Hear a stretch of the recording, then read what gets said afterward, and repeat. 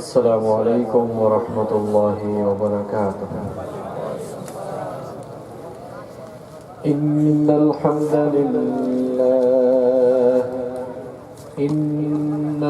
لله الذي بنعمته تتم الصالحات، الذي علم القرآن، خلق الإنسان وكرم وعلمه من البيان ما لم يعلم.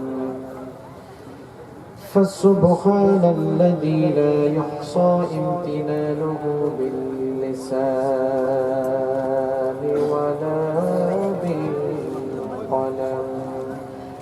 نستغفره ونتوب إليه، ونشهد أن لا إله إلا الله وحده لا شريك له، ونشهد أن سيدنا وسندنا وحبيبنا وطبيبنا وطبيب أرواحنا محمدا عبد الله ورسوله، أرسله بالحق بشيرا ونذيرا وداعيا إلى الله بإذنه وسراجا وقمرا منيرا. أما بعد، فقد قال الله تعالى في كلامه المجيد وفي فرقانه الحميد. أعوذ بالله من الشيطان الرجيم. بسم الله الرحمن الرحيم. إن الله وملائكته يصلون على النبي يا أيها الذين آمنوا صلوا عليه وسلموا تسليما. اللهم صل على محمد وعلى آل محمد كما صليت على إبراهيم وعلى آل إبراهيم إنك حميد مجيد. اللهم بارك على محمد وعلى آل محمد كما باركت على إبراهيم وعلى آل إبراهيم إنك حميد مجيد. ربي زدني علما، ربي زدني علما. ربي اشرح لي صدري ويسر لي أمري واحلل عقدة من لساني يفقه قولي. سبحانك لا علم لنا إلا ما علمتنا إنك أنت العليم الحكيم. صدق الله العظيم. এই ধরণী ওই নীল আসমান নদীর কলতান সবাই গাহে নিরবধি তোমার প্রেমের গান তোমার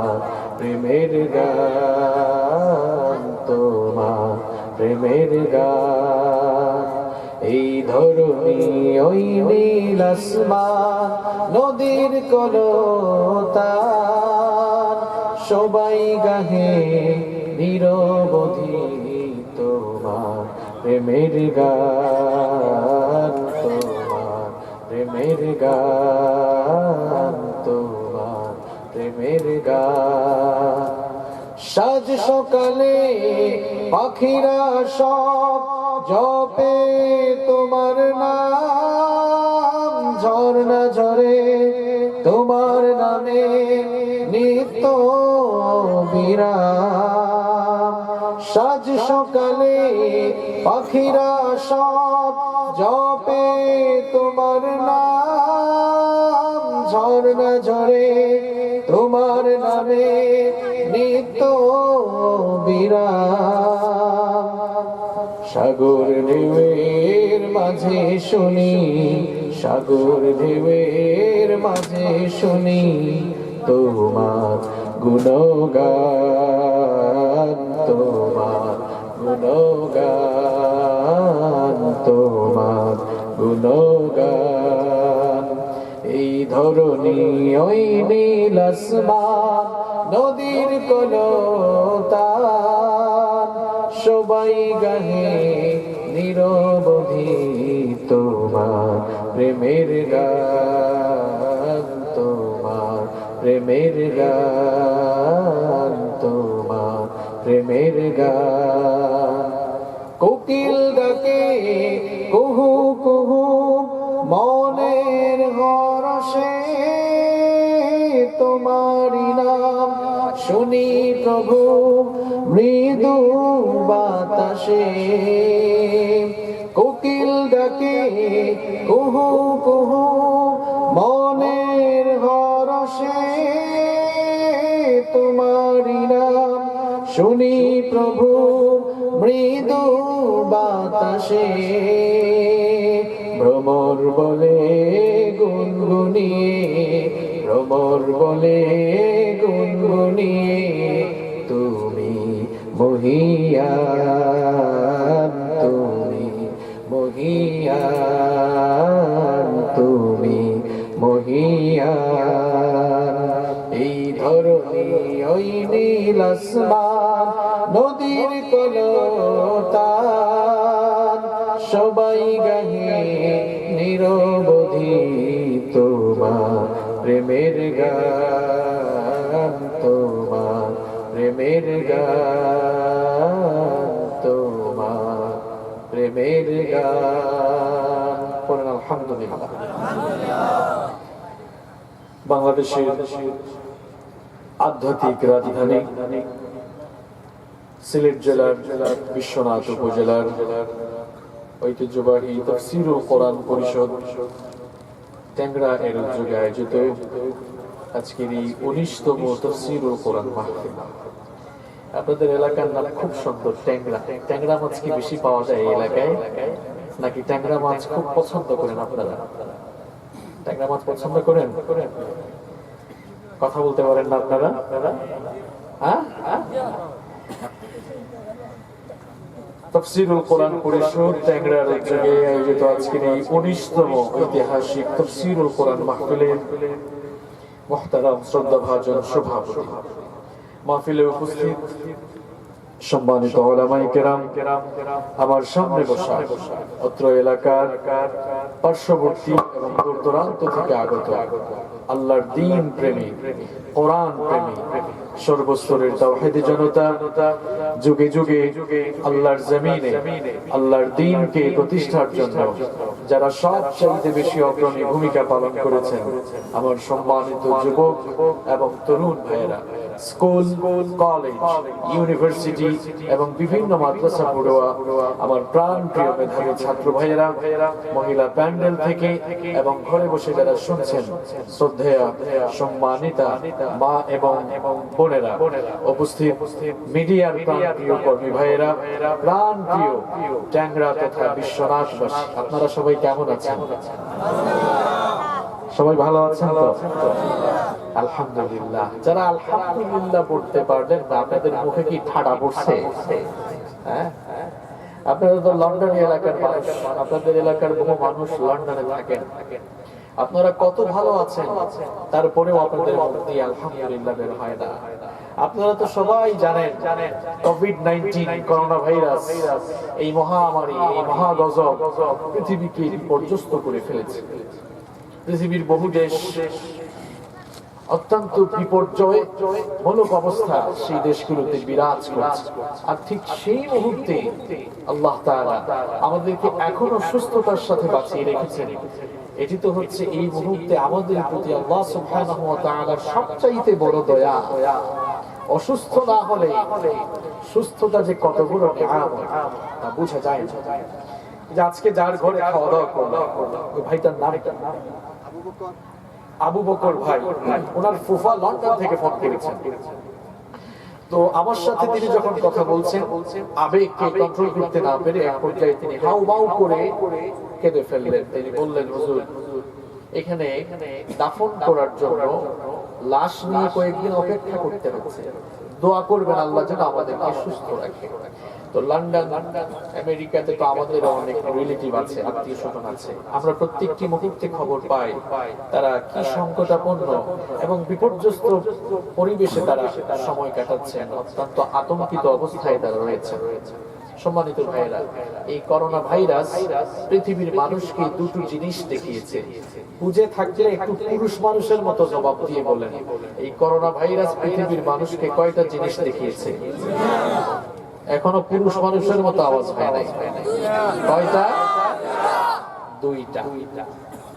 নাম্বার 1, এক নাম্বার হচ্ছে কুদরত, নাম্বার 2, দুই নাম্বার হচ্ছে রহমত। কুদরত এবং রহমত দুটোই তো আরবিক ওয়ার্ড, আরবি শব্দ। আমরা যদি এর বাংলা অর্থ করি তাহলে সহজ বাংলা হবে কুদরত মানে শক্তি বা শক্তিমত্তা, আর রহমত মানে হচ্ছে দয়া।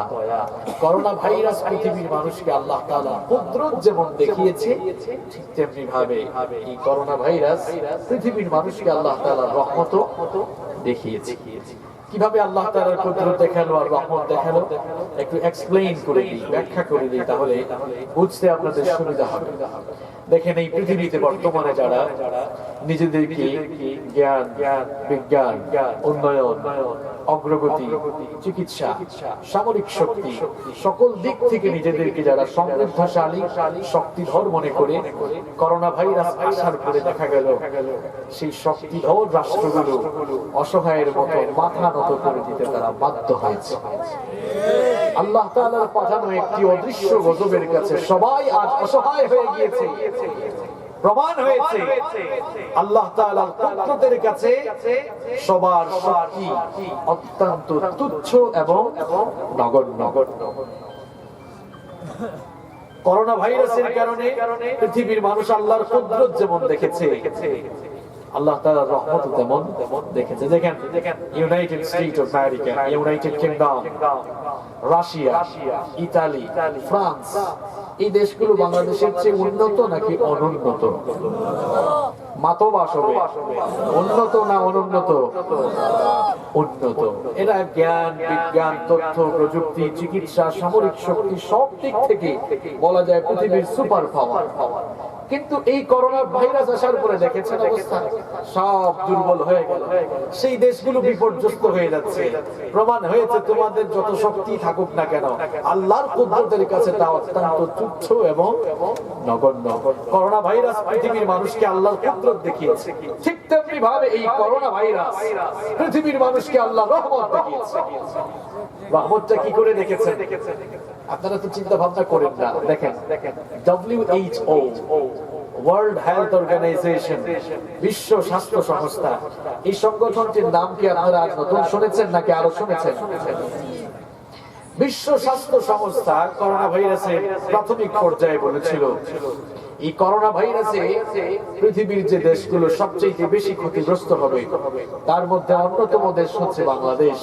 এর কারণ হিসেবে তারা উল্লেখ করেছিল বাংলাদেশের মানুষ অত্যন্ত অসচেতন, নোংরা এবং অপরিচ্ছন্ন জীবন যাপন করে।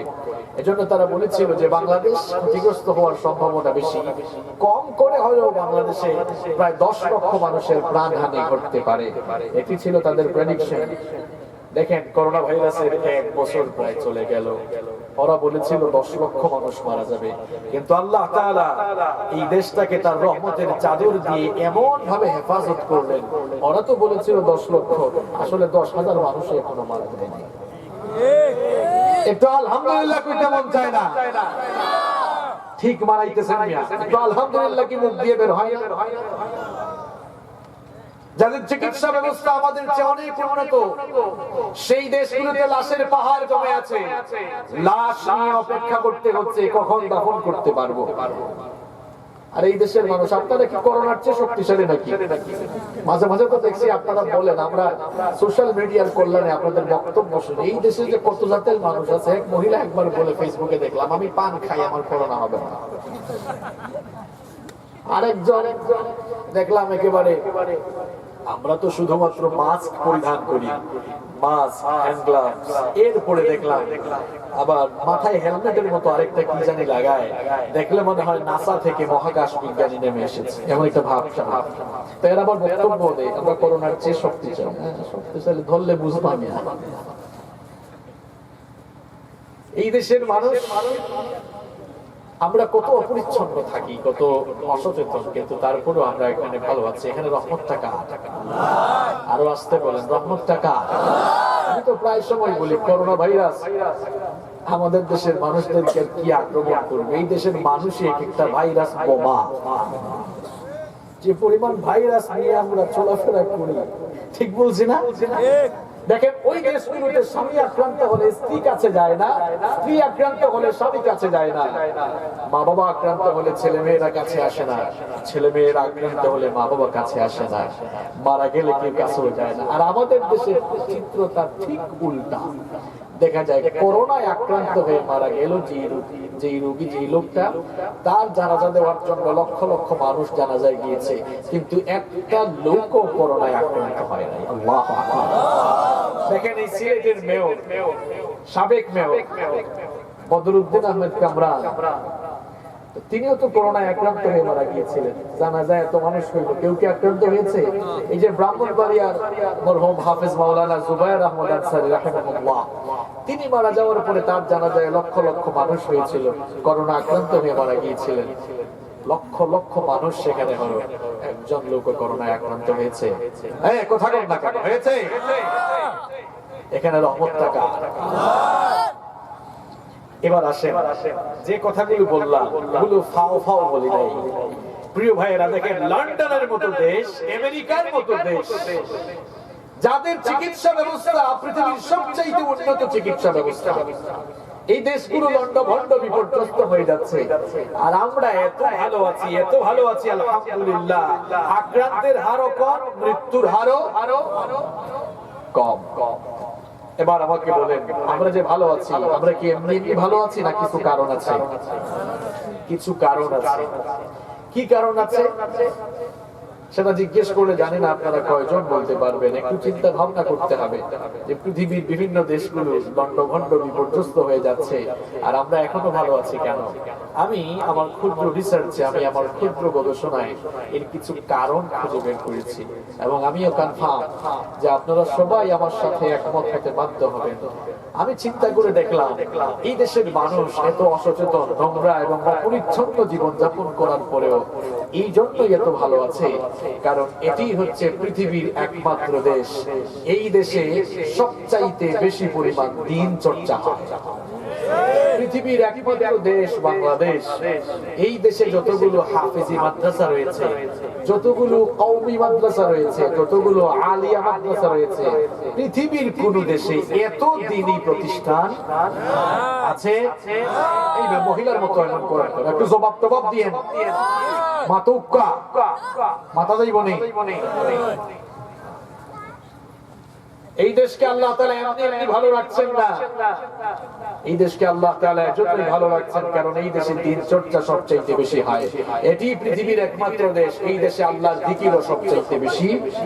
এটি পৃথিবীর একমাত্র দেশ, শীতের সিজন আসলে দেখা যায় একটানা 5 মাস 6 মাস এই দেশের শহরে, বন্দরে, গ্রামে গঞ্জে, পাড়ায় পাড়ায় প্রত্যেকটি রাতেই কোথাও না কোথাও থেকে কোরআনের মাহফিল থেকে কোরআনের সাউন্ড ভেসে আসে। পৃথিবীর অন্য কোনো দেশ আপনি পাবেন না যেই দেশে লাগাতার 5-6 মাস তাফসীরের মাহফিল হয়। আছে? কথা বলেন আছে? আরু সিমলাই সিমনে খাও, এগুলাই তো বুঝো না। এখন এক শ্রেণীর আবু জেহেলীয় লোক পয়দা হইছে, এরা কোরআনের মাহফিলে বাধা দেয়। এরকম আবু জেহেল কিন্তু আমাদের হুজুরদের ভিতরেও আছে। ওই দিন এক ওসি সাহেব বললেন যে হুজুর আমরা তো অবাক হয়ে গেলাম, এই মাহফিলটা যেন না হয়, থানায় কিছু লোক অভিযোগ নিয়ে এসেছে, তারা আপনাদের মতোই টুপি পরা, আপনাদের মতোই দাড়ি টাড়ি দেওয়া। দেখেন এই মৌলভীবাজারে আমাদের একটা প্রোগ্রাম, আমার নিজেরও একটা প্রোগ্রাম বন্ধ করে দিয়েছে। সবচেয়ে খারাপ লেগেছে, আমি সিলেটের সন্তান, যদিও আমি চিটাগাংয়ে থাকি, তারপরেও তো আমি আপনাদের ছেলে। আমার খারাপ লেগেছিল ওই দিন এই জন্য যে আমি সিলেটের সন্তান হয়ে সিলেটে আমার মাহফিলটা বন্ধ করে দিল। এটা প্রশাসনও বন্ধ করে নাই, আওয়ামী লীগও বন্ধ করে নাই। বন্ধ যারা করেছে তারা কিন্তু কিছু দাড়ি টুপি দেওয়া হুজুররা। তখন আমি ওসি সাহেবকে বললাম যে ওসি সাহেব, আমরা এতদিন মনে করতাম যে আবু জেহেল মনে হয় ডানে বামে সামনে পিছনে হাঁটাহাঁটি করে, কিন্তু হুজুরদের লেবাসের উপরে যে আবু জেহেল উঠছে এটা এখানে আসার পরে টের পাইলাম। তো সেই সকল হুজুরদের পরিণতিও ভালো হবে না যারা ইতিপূর্বে ষড়যন্ত্র করে মাহফিল বন্ধ করেছে। দেখা যাচ্ছে এখন তাদের মাহফিল বন্ধ হচ্ছে।